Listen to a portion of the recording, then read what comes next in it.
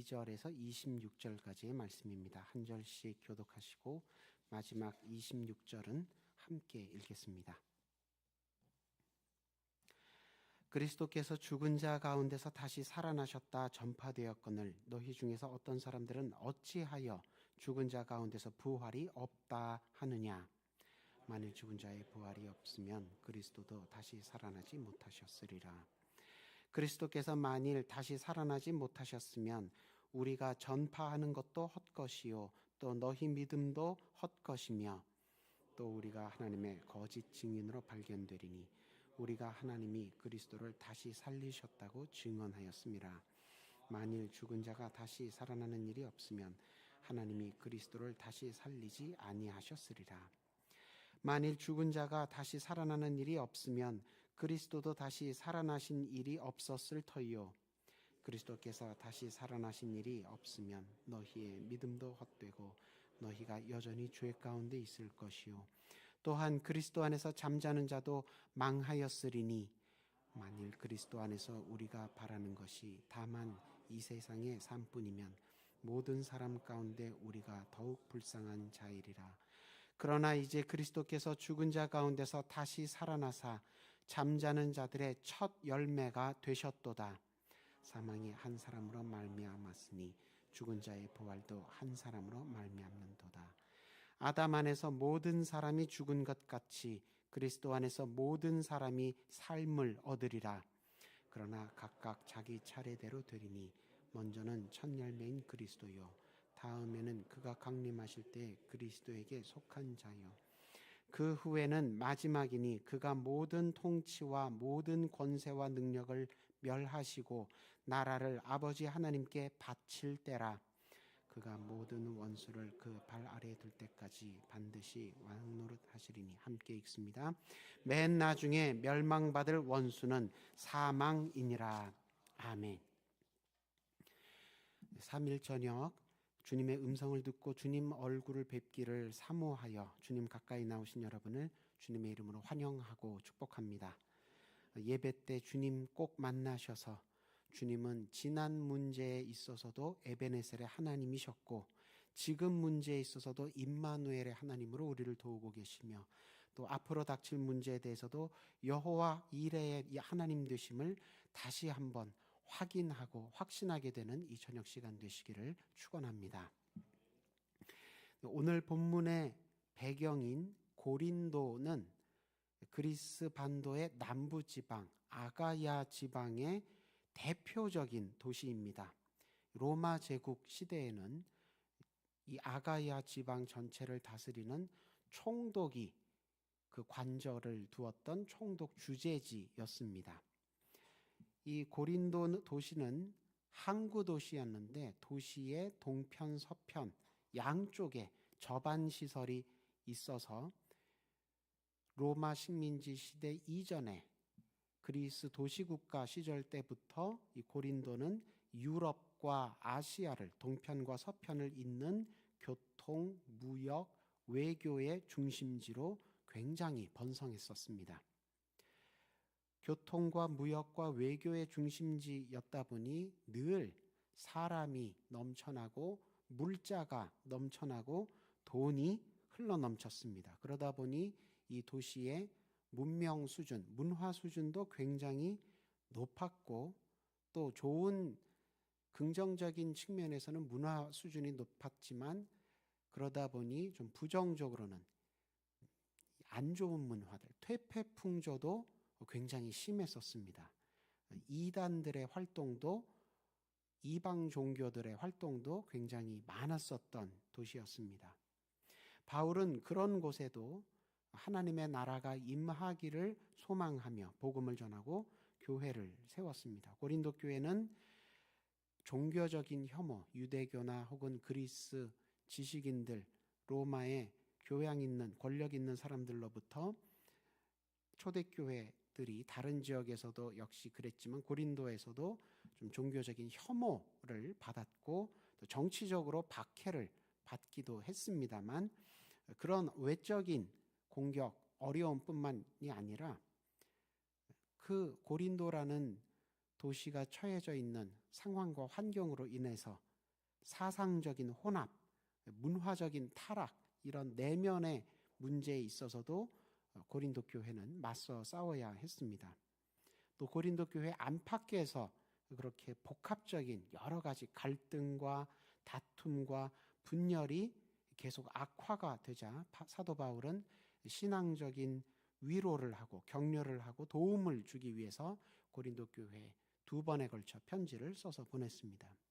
그 중에서 오늘 우리가 함께 읽은 고린도전서 15장은 그리스도의 부활과 우리의 부활에 관해서 변증하고 있기 때문에 부활장이라고 불립니다. 고린도에서 바울이 처음 전도할 때 이미 다 전했던 내용이지만 사실 확인 차원에서 1절에서 11절에 먼저 예수님의 죽으심과 부활하심에 대해 다시 한번 증언을 하는데요.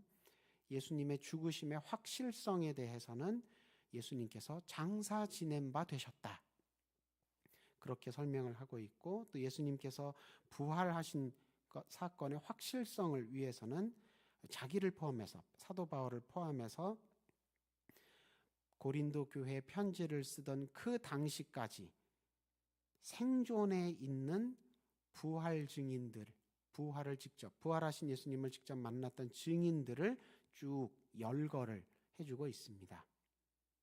십자가를 통한 대속과 함께 그리스도교 신앙의 핵심이라고 할 수 있는 부활 신앙을 다시 한번 변증을 부활장에서 하고 있는 이유는 12절 우리가 함께 읽은 본문에 이미 설명되고 있는 것처럼 그 당시 고린도 교회 안에는 부활의 확실성을 의심하고 부인하는 사람들이 늘어나서 교회가 전체적으로 신앙적인 위기에 부딪혔기 때문입니다.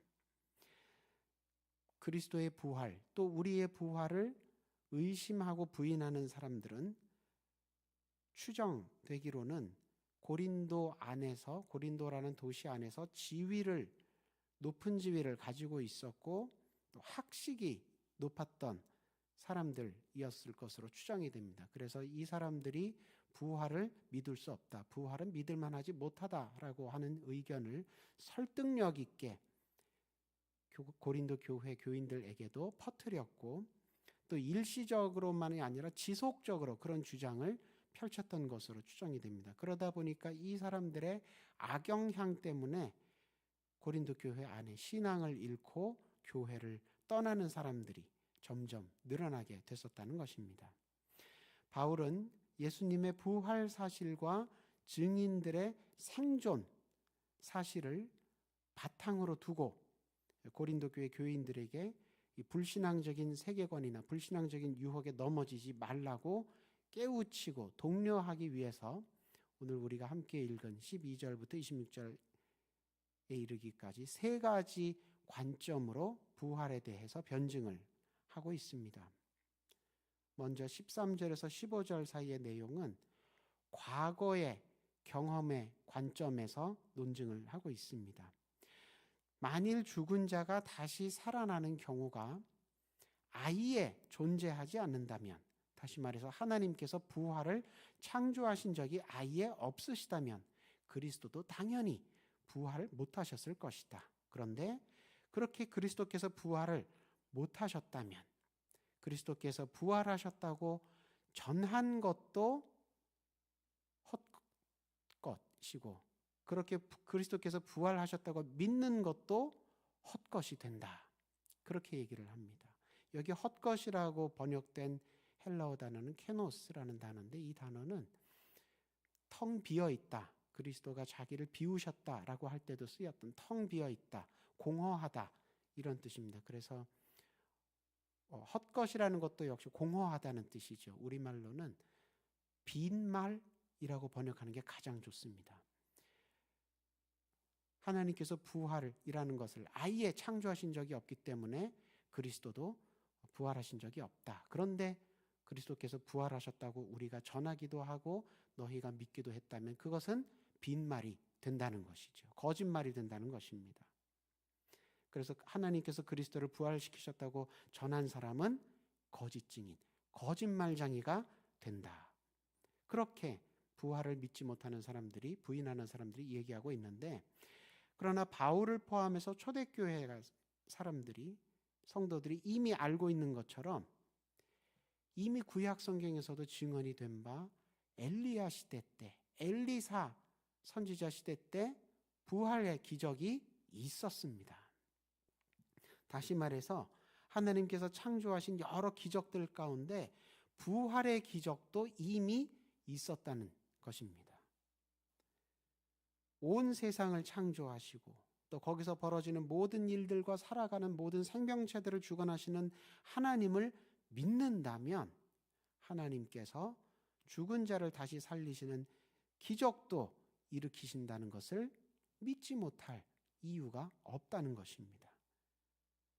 하나님께서 구약시대에도 부활의 기적을 우리에게 미리 보여주신 적이 있었는데 왜 지금 예수님의 부활과 또 예수님께서 우리에게 약속하신 장차 있을 우리의 부활을 믿지 못한다는 것이냐, 그렇게 논증을 하고 있는 것입니다. 16절에서 19절 사이에는 현재 초대교회가 경험하고 있는 내용들을 바탕으로 부활신앙을 변증하고 있습니다. 죽은 자가 다시 살아나는 법이 없어서 그리스도께서 다시 살아나신 적도 없다면, 그렇다면 그리스도께서 우리보다 먼저 죄와 사망을 이기시고 부활하신 후에 우리도 부활로 부르신다고 믿는 것은 헛되다. 그렇게 또 부활을 믿지 못하는 사람들이 말하고 있는데, 여기서 헛되다는 표현은 그 위에 있었던 케노스라는 말과는 좀 다른 단어를 쓰고 있습니다. 마타이오스라는 형용사를 쓰고 있는데, 이 말은 헛되다는 뜻인데 어리석다는 뜻입니다. 그래서 우리말로는 헛된 바보짓, 헛짓거리, 이렇게 번역을 하는 것이 더 좋습니다.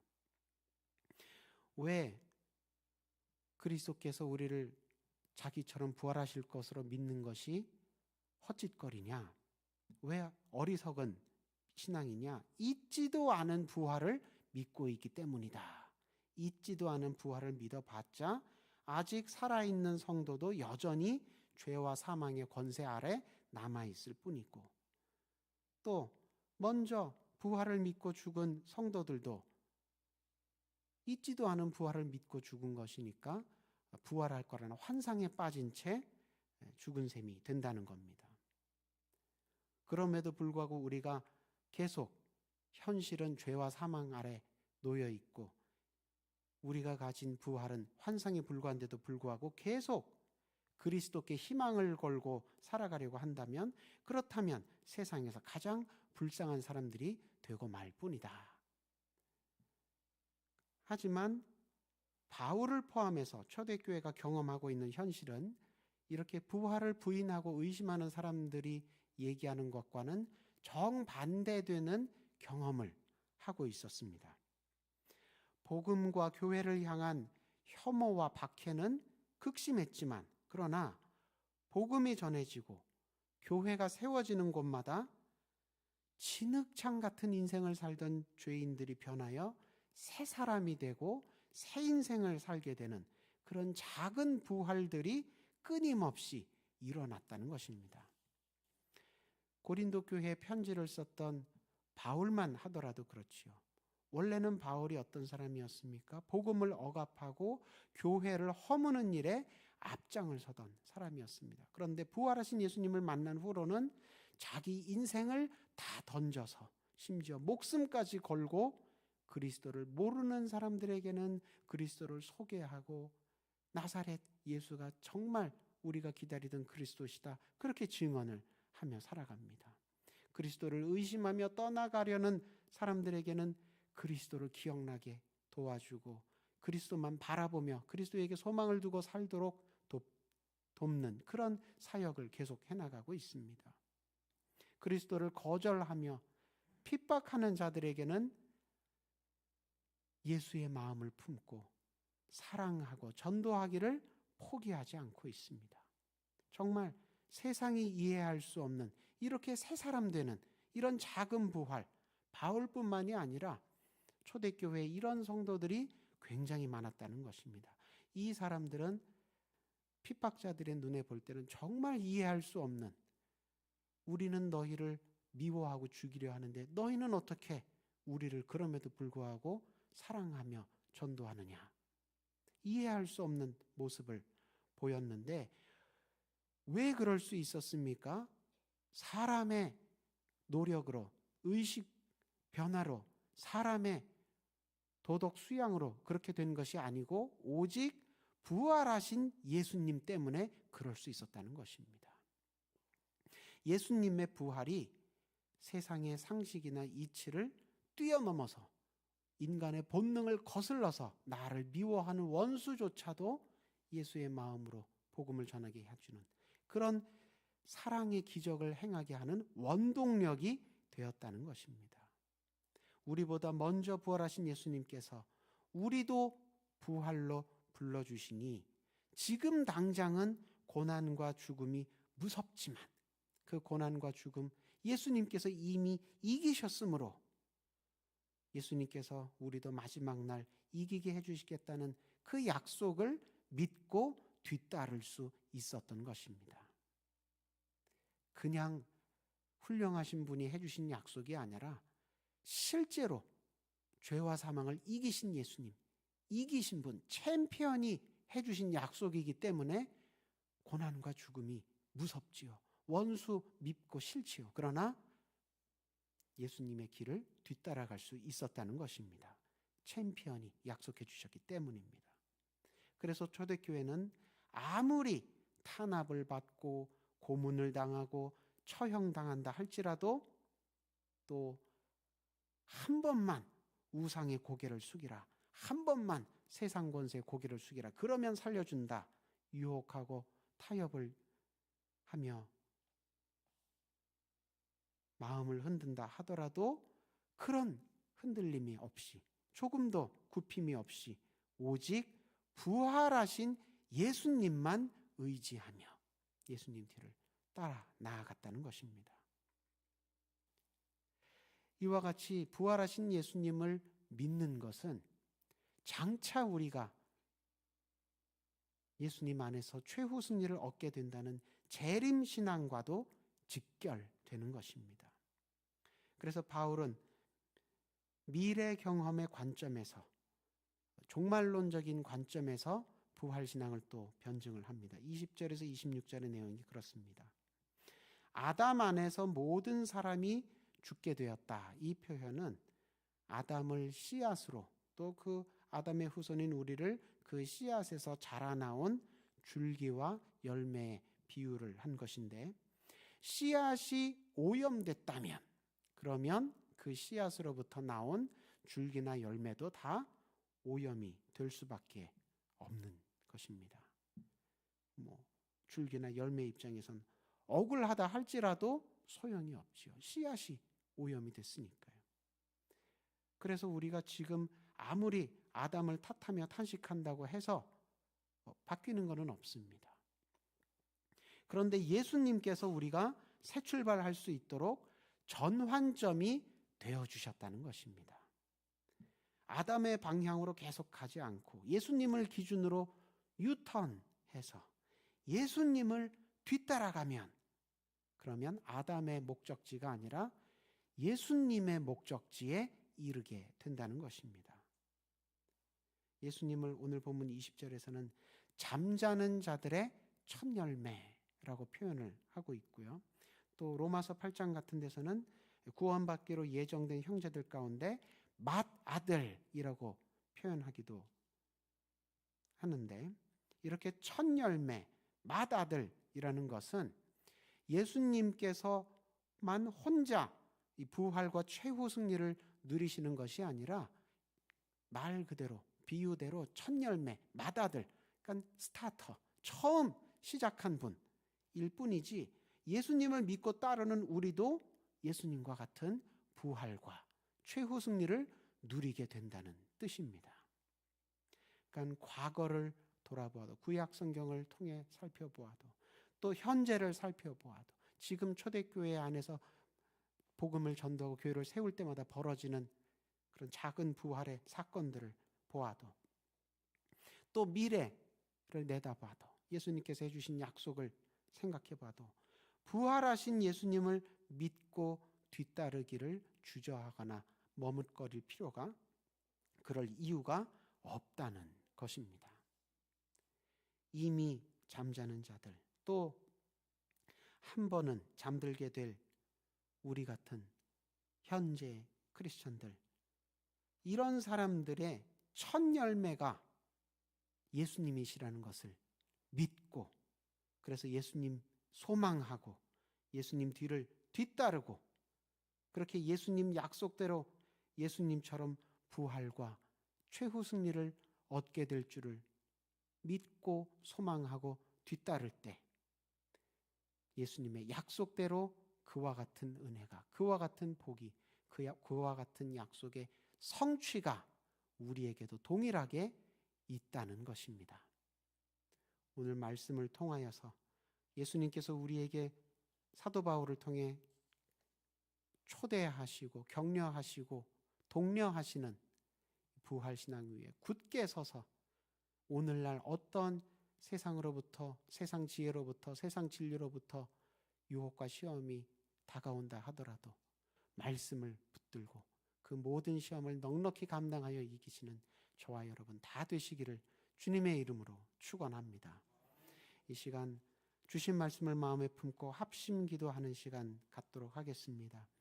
부활신앙 위에 든든히 서서 그리스도인으로서의 정체성을 분명히 가지고 세상의 유혹과 시험을 넉넉히 감당하고 극복하게 해달라고 우리 주님 한번 부르고 간절히 기도하는 시간 잠시 갖겠습니다.